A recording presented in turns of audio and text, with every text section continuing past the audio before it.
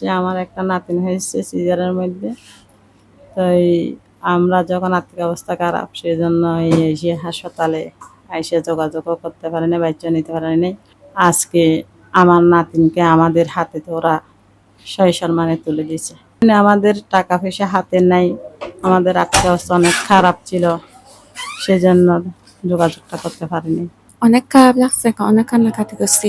খবর নেই যে আমি জানি না, চিনি না, আমি কোথায় খবর নেব।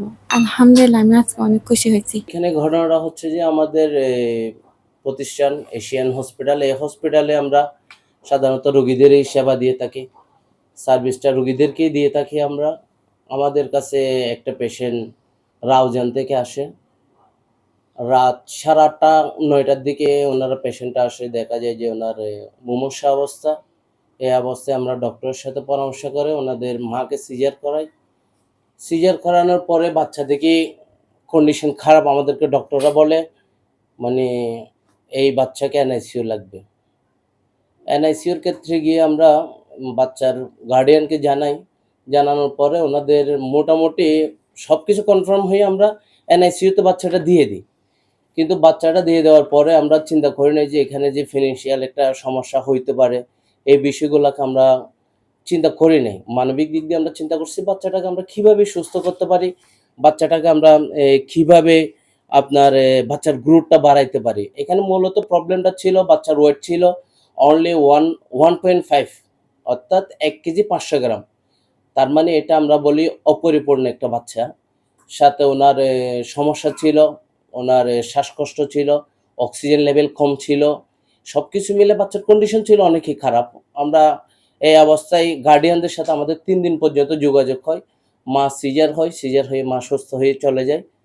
এরপরে আমরা গার্ডিয়ানের কোনো ধরনের কারো পরামর্শ নেওয়ার মতো ব্যক্তিও পাই নাই। কোনো গার্ডিয়ানের সাথে আমরা যে একটু কথা বলবো বাচ্চার কন্ডিশন কি, সব কিছু মিলে আমরা কাউকে পাই নাই। আমরা ৫ম দিনের মাথায় আমরা গার্ডিয়ানদেরকে প্রতিনিয়ত ফোন করি। ফোন করা অবস্থায় মোটামুটি বাচ্চা একটু দেখা যাচ্ছে যে মায়ের দুধ পানের জন্য বাচ্চা একটু ছটফট করতেছে। সেক্ষেত্রে আমাদের হসপিটালের বিভিন্ন মায়েদের থেকে আমরা দুধ পান করাই। বাচ্চাটাকে আলহামদুলিল্লাহ আমরা মোটামুটি স্টেবল করি। এরপর এক পর্যায়ে গিয়ে আমরা কোনো মা পাচ্ছি না বাচ্চার দুধ খাওয়ানোর জন্য। এরপর আমরা প্রতিষ্ঠানের পক্ষ হয়ে আমরা প্রতিনিয়তই আমরা এই বাচ্চাটাকে প্রতিনিয়ত দেখছি, অবজারভেশন করে ওনার খাওয়া-দাওয়া, ওনার দুধ পান থেকে শুরু করে ওষুধপত্র শুরু করে সবকিছু আমরা এশিয়ান হসপিটাল বহন করে গেছি। পাশাপাশি হচ্ছে যে আপনার ১৪ দিনের মাথায় আমরা এই বাচ্চার যখন কোনো কিছু পাচ্ছি না, আমরা আমার প্রতিষ্ঠানের জিএম সাহেব, ওনাকে নিয়ে আমি বললাম যে আপনি একটু আমাকে থানার হইলে হেল্প নিয়ে নেন। সেক্ষেত্রে আমরা থানায় গেলাম। ওসি স্যারের, চকবাজার থানার ওসি স্যারের সাথে কথা হইলো, এসআই শাকিল ভাইয়ের সাথে কথা হইলো। ওনাদেরকে বললাম যে কিভাবে আমরা এখান থেকে একটু মুক্ত পাইতে পারি। কারণ আমার তো বাচ্চা, আমি বাচ্চাটাকে লালন-পালন করতে পারবো, কিন্তু বাচ্চার তো গার্ডিয়ানটা দরকার আমার। আমি বাচ্চাটাকে মোটামুটি সুস্থ করে দিলাম, গার্ডিয়ানটা আমার দরকার। এই পর্যায়ে কি করা যায়? তো আলহামদুলিল্লাহ এসআই শাকিল ভাই অনেক বেশি হেল্প করছে।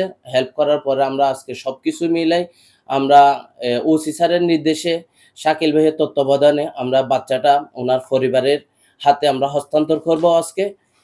কারণ ওনারা আমাদেরকে যে পেমেন্টটা করুক না করুক এই বিষয়টা আমরা কোনো চিন্তা করি নাই। আমরা চাইছি মানবিক দিক দিয়ে একজন মানুষকে মানে সেবা দিয়ে যে সুস্থ করে, যে একজন মানুষের মুখে হাসি ফোটানো দরকার। আমরা ইনশাআল্লাহ আমরা এই হাসিটা হয়তো আমাদের পক্ষ থেকে সর্বোচ্চ হাসি ফোটানোর চেষ্টা করছি।